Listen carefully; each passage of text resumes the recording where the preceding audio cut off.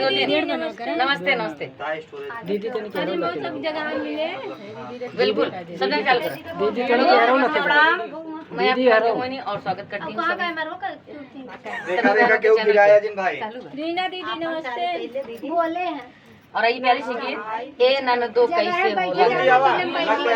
ये फरमाइश बा कि ए ननदो कैसे ई होला गदेला, ए ननदो कैसे ई होला गदेला, दर्द उठेला बोला कौनी हो बेला, दर्द उठेला बोला कौनी हो बेला, ए ननदो कैसे ई होला गदेला,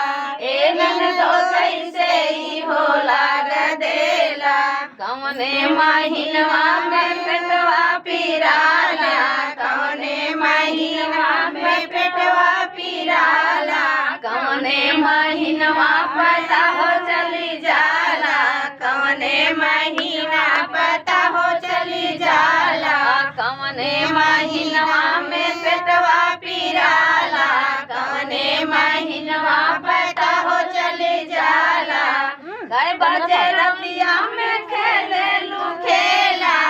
गए बजे रतिया में खेले लू खेला, ए ननदो कैसे ई होला गदेला, ए ननदो कैसे ई होला गदेला, काकाई होला सुहाग वाली रतिया, काकाई होला सुहाग वाली रतिया, कैसे बलमुआ करेला हो बतिया, कैसे बलमुआ करेला हो बतिया, काकाई होला सुहाग वाली रतिया, कैसे बलमुआ करेला हो बतिया, कितना दर्दिया कमरिया में देला,